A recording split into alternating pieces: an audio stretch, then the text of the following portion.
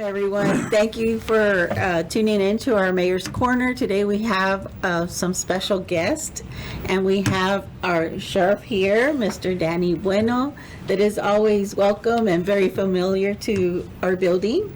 Yes. And he's got some guests with him too, so. Yes. And again, good morning, Mayor. Thank you so much for inviting us to be here with you this morning. A very special program that informs the community and lets us know where we're going and where we're at. I want to thank you again for having us over. To my left, I have Sergeant Roman Bueno. He's one of our investigators with the Criminal Investigations Division, and he's been with us for a long time now and does a lot of work for the Jim Wells County Sheriff's Office, works closely with your investigators of the Alice Police Department. So a plus for us to have that relationship. To my right, I have Chief Louis Valadez, who's in charge of administration and operations at our office regarding finances as well as grants and financial assistance and applications to different grants that we receive throughout the year. Very, very instrumental in being our administrator for the Sheriff's Office. Been there for more than 25 years, so My goodness, a lot of welcome experience. and commendable. Yes. And then we have Lieutenant Stephen Roquette. He is in charge of operations regarding civil process. Many cases are filed within Jim Wells County for writ of execution, as well as child support, evictions, and it's just a whole bunch of civil process that the lieutenant is very familiar with. He's been in law enforcement for more than 25 years. He has 3 men that work under his direction, and he handles them all throughout Jim Wells County, sometimes up to 90 papers or 90 papers to serve in 1 week. So Wow. it's definitely a very important position that he handles over there. Well, welcome. So today, the sheriff would like to present to us in reference to a special program you're going to roll out. Yes, that- ma'am. that you have. Yes, ma'am, Mayor. We are very excited to bring to the attention and something that we're going to be working with the police chief as well as our school districts. It is a program that's being adopted by the Jim Wells County Sheriff's Office that was established in New York City by a captain by the name of Eric Adams. Eric Adams is now a senator in New York City, but he published a book about crime prevention in different communities, small and large communities. His book went for sale, and of course, a lot of law enforcement agencies adopted. That was back in 1989. So it's been around for many years. What we're adopting from this book is going to be the "Don't Let It Happen." Just like many slogans, say no to drugs, failure's not an option. This one's going to be "Don't let it happen." And this is what it's going to look like.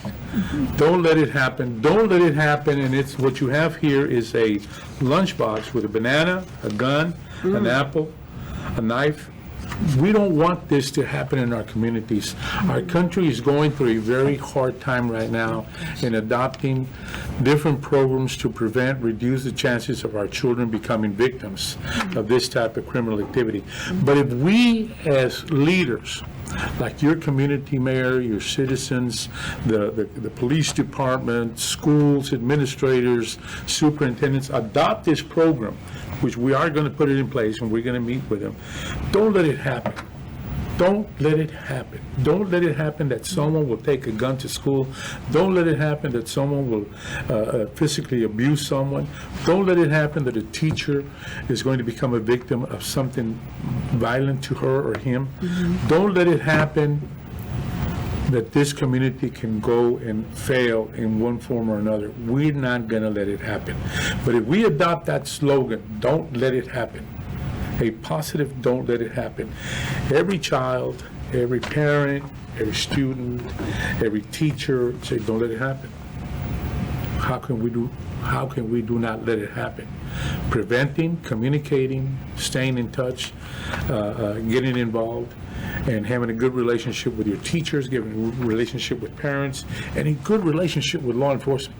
to understand what we're doing and You what's know, happening. I think that's very important, and I know that there's been a lot of collaboration between different entities, yourself with our police department, with the school district, with just all of us coming together, and this goes along with, if you see something, say something. Exactly. You know, this is how you can be proactive, because if they don't say anything, it's hard for us as leaders or law enforcement to be able to make corrective actions or prevent something. So if you see something, say something, but don't let it happen.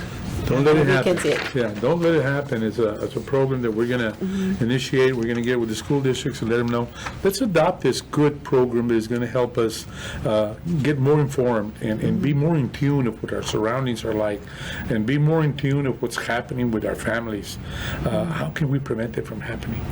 Yeah. By not letting it happen. Right. And This I is know the key. y'all have been involved too with along with the police department in reference to training sessions with the teachers and kind of getting familiar with our facilities and those type of things to help. So it goes right along with those actions or those preventative measures or awareness Exactly. that we're putting out there. Exactly, Mayor, and they have been working together.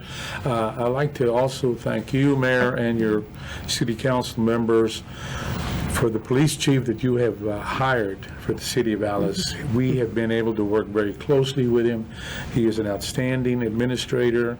I've seen the big changes in what he's done for this administration, and we're just very pleased to be able to partnership in different areas of enforcement as well as administratively, and just working together with the officers and sharing information from intelligence to narcotics to criminal investigations information. We have an interdiction program that we put together, and your office as well as the council were able to sign the agreement where we have the officers in the interdiction program on Highway 281. Unfortunately, we don't have that many personnel, or the chief has had some vacancies in that area, but again, we are sharing some of our profits when monies are confiscated, and that is a big plus where we can And I'm going assist to our... tell you, thank you so much for that, because I know it had been a while and you were very, very generous, and y'all were, all the entities. It makes a huge difference when we all come together and we work together. And not only that, but also it started with that, and then you also shared some vehicles and you help us. So thank you so much. That is correct, Mayor, and we're just very pleased to have that partnership. And, you know, when you have an administrator that we can work together with, you know, it just gives you that open desire to contribute to their agency, to help them out. So it is a plus. He has done good work, and we continue to work together with him, so we're very pleased with that. Again, loaning vehicles and allowing them to use some of our units. And we have some available, so we share with them first, because they are the law enforcement agency. One of the things that I like to also mention, Mayor, is our program, not our program, but our jail facility. I know that sometimes officers get frustrated because we can't take prisoners, or we can't take persons that have been arrested, just like DPS and APD and Border Patrol and Game Warden. And the fact of the matter is that we don't have the space to house these inmates. Right now, Mayor, and just want to let you know that we are paying from $9,000 to $10,000 a month to a local county, a neighboring county that is, a neighboring county, so that they can house our prisoners, because we don't have the room. We have bedding for 88, we can only bed 81. The jail is 110 years old. We have space for 4 females. There's times that we have 15, and they have to be separated completely. We have a general housing for prisoners, but those are from different crimes and different situations that have occurred in the facility, that they have to be moved. But that is the biggest concern that we have. Our jail is open to anyone, but there's times that we cannot take inmates because we don't have the space. It's not that we don't want them. It's not that we don't we can't house them. It's the fact that we don't have space. Well, and you also have guidelines you have to adhere to. It's not something that you can waver on because it compromises the integrity of what those guidelines have been set there for, because you have to also protect, have the safety. There's different things that you have to adhere to, because you don't want to compromise personnel, you don't want to compromise your officers, just different things. And that's something that we do need to hopefully collaborate and talk about with maybe perhaps the expansion. We talked about ARPA funds, we talked about different things, but anyhow, I do need. And that's right. You're correct, Mayor, because a lot of this, our inspectors come in, they inspect our jail, and luckily we've been fortunate to have a passing score for the past 5 years. And we're waiting for the inspectors. That's from the Jail Commission.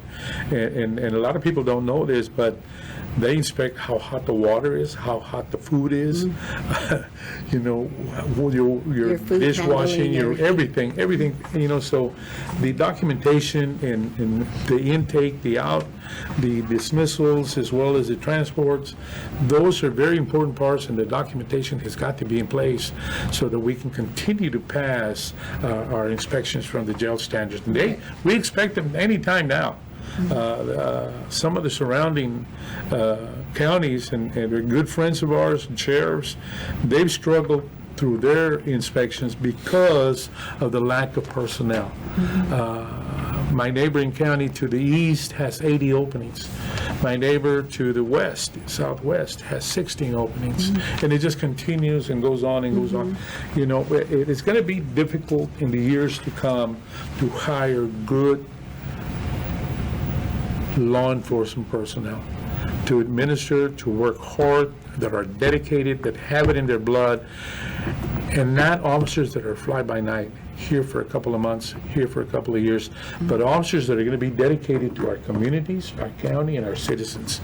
But the key here in Jim Wells County, we have a good relationship with your police department.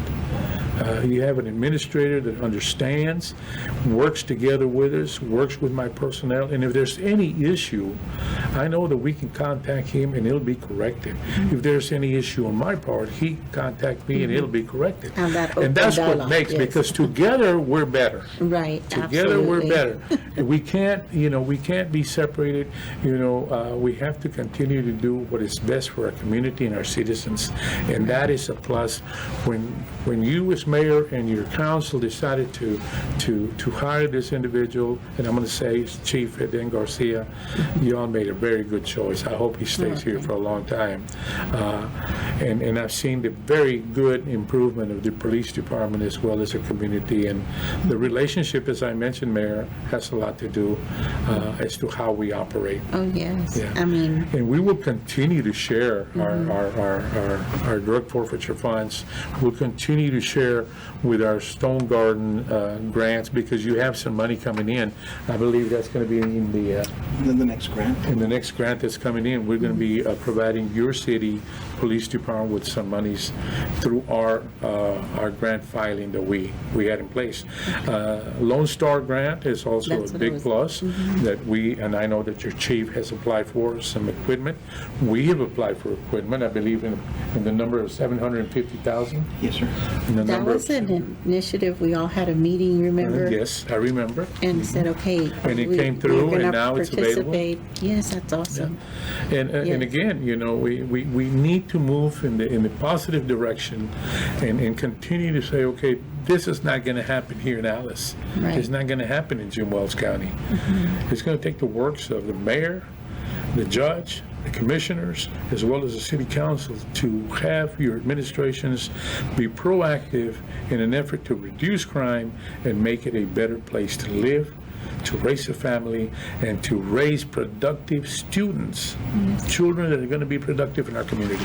Well, this all goes along with, and I've always said it, it's a group effort on all our parts, because in order to have people move into our community and economic development to happen, people to invest in our community, we all have to be able to work together. Our school district is important. They need the stabilization that law enforcement brings to a community, to the city. You need that education. I mean, it's all of us intertwined together to make a city great, make a city, attractive and that's what we're working towards. We're all working towards that, and law enforcement's key also. You're key to the success of this community. The hospital, the school district, EDC, Chamber of Commerce, but law enforcement plays a big part because y'all keep the safety, the rules, and keep us, organized. When you have a community that has a good law enforcement agency that is being, first of all, proactive, preventative of crimes, when you have a police department or a sheriff's office that is continuing to file cases and prosecutions taking place, then you have a safe community. And this is what you want. This is what you want, to attract people to come back to your communities and open businesses. That is the first thing that they look at. Your law enforcement, your education, your medical services, and how are the communities, the two entities, which is the county and the city, working together? They're working together. Yes. And that is imperative. That is imperative for the positive 100% production of anything that can happen in our communities. One thing that I really appreciated your approach in reference to mental illness. Believe it or not, or that's a key component also. It's something that we've been challenged with in our community, and this is not just here, that's everywhere. With COVID, it escalated, and I know that you've been very active, proactive in trying to bring programs in to help, mitigate some of those issues. Can you talk a little bit about that? Yes, ma'am. Being on the board for the board of directors for the Coastal Plains Mental Health has given us an opportunity to adopt a program called the Jail Diversion Program, where we have someone from the Coastal Plains to visit our inmates who are having mental health issues in an effort to obtain bedding in the state. And that's one of the biggest issues that I mentioned 3 years ago. There's not enough bedding for state mental health situations of inmates being taken there. There's no bedding available. I believe I'm saying about 70% of people in the county jail that have mental issues. Not as severe, but the ones that are severe, we're number 39 or 167 in the beds in the state. So that makes it very difficult, and that's only us. Can you imagine the other counties that are doing the same thing and suffering and going through the same thing, trying to get individuals to beddings or to state beds so that they can get the treatment? Luckily, with this jail diversion program, we're able to get them evaluated, medication, and possibly get a personal reconnaissance bond to get them out back to their families. But mental health is going to be a very, very big crisis problem in this country. It continues to grow. And another thing about mental health, we might not see it, but we have law enforcement officers that are going through mental health because of what they're seeing. Sure. And if we don't address them and try to get them help, how can we help the rest of the community? So that is something that law enforcement administrators are going to have to be very in tune with, to understanding what are the needs of this officer. Is there something going on in his life? Because they are also human. Sure. Yes. The mental health crisis in this country, because of the COVID, because of separations, divorces, and children abandonment, has gone so high that it's unbelievable how much is going on and how much help there is needed to address some of these people. Because if we don't do something now, especially in the schools, that we understand and again, Mayor, understanding, being on the board, there's a lot of money available to school districts, to communities, through the mental health programs that are out there, crisis and everything else. And there's something that, and I hope it comes to light, a program, or not a program, state-of-the-art training center that we're looking at that will also encompass psychiatric or health services, just different counseling. So we're hoping to work with the colleges, the surrounding area, to try to bring something to Alice that will help in that area for mental health. The other thing I know that what's unique to our city, to our community, is we were oil industry, for so long. A lot of times those fathers were absent, not because they wanted to be, because they were out making a living. So our children were getting raised by a mom that had to work also, and they were, they didn't have that father figure, or, so our community has a special dynamic also that factors in, besides the other factors that are normally, single parents or whatever it is. So those become issues for our community, and law enforcement would probably, have to intervene on some of those issues. And, so it helps for all of us to be aware of those issues and how to resolve them as mayor, as council, administrators, knowing that those are some of the issues that our citizens are bringing to us, and how do we resolve those. So your program and trying to resolve and look at, see how you can mitigate that is also, the city needs to also, we need to find out what are the healthcare needs out there, what can we assist, and how can we all come together and make a program successful, and it helps y'all too at the same time. Exactly, and again, going back to the jail diversion, we have that program that's adopted, and Coastal Plains pays for the transportation of these individuals, which is a plus for our county, as well as an office that we have there at the county, at the sheriff's office, where not inmates, but citizens that have situations and they don't want to go to the facility, Coastal Plains, they can make an appointment to meet there. A more discreet area that is not in the public to who's got mental health and who doesn't. And it's such a stigma, right? So people decide, I don't want to go get help, or they feel like, I don't want someone to know about it, because then they feel they'll be judged or something. But yeah, so we're sensitive to those things too, Exactly. and try to reach out to everyone. And you have a big organization here in Alice, Jim Wells County, your Community Action Corporation. I mean, those individuals, that group of individuals have been so helpful to the communities, to children, to parents. I remember doing programs for Community Action Corporation all the way down from the valley up to San Antonio, where we had the called Project Niños, the fathers, and we would have the children that attended Head Start programs. We would invite the dads, only the dads, to come to my presentation, and we would talk to them about drug prevention, education, understanding children, working with them, adopted children, stepchildren.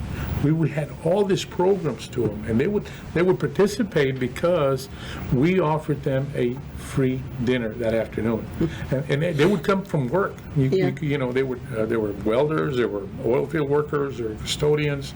They would come, and I want to learn, how can I get closer to my child? Unfortunately, the federal government did away with that program, but those programs were so productive that it meant so much. I still see people say, I remember you, Sheriff, talking to us about children and their parents and so on, and I learned so much. And then when we had these programs that were available to them, then we would get the wives invited for a dinner, and we would speak to them. How has your life changed at home? It has changed because now we communicate, we have play night, we have breakfast moment, and it just went on and on. So it was very productive. And this is what needs to come back, because we need to have the family unit back engaging in each other and understanding, in an effort to avoid what is happening in today's society. Oh, yes. It starts with that foundation. Exactly. That foundation. When that program went away, it was just, it was heartbreaking, because we made so many changes and we had so many people that were involved, and so many parents, and the couples were beginning to engage more about how are we raising our children? Are we always fighting? Are we always arguing? Now they had a better understanding of each other and understanding of the children. Wow, that's an awesome program. I wish we could bring it back. I wish we Maybe we could. could look at some. The Project Niños, it used to call Project Project Niños. Niños. Shelley and Jose out of Corpus Christi would coordinate with me, and we'd travel all the way down to the valley, all the way up to San Antonio. I'm gonna have to research that and Yes. see what we can do. Like I said, community action plays a very important in the development of children, in the development of parent relationships. So that's another tool that parents can use. Look for help. The resources are there. Yes, The resources are there. It's just we need to look for them and follow up and have someone in those offices that have those resources that will follow up, not give you the paperwork and fill it out and bring it back whenever you can. We need to have someone that follows through so we can get That that help that's personal necessary. interaction. Yes. well, I'll tell you, I don't know how many times I go out in the community and community action comes up.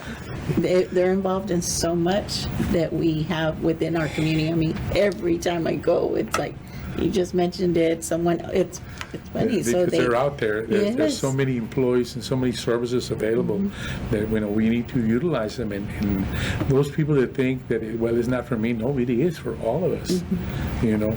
Head Start, that develops our children into public education.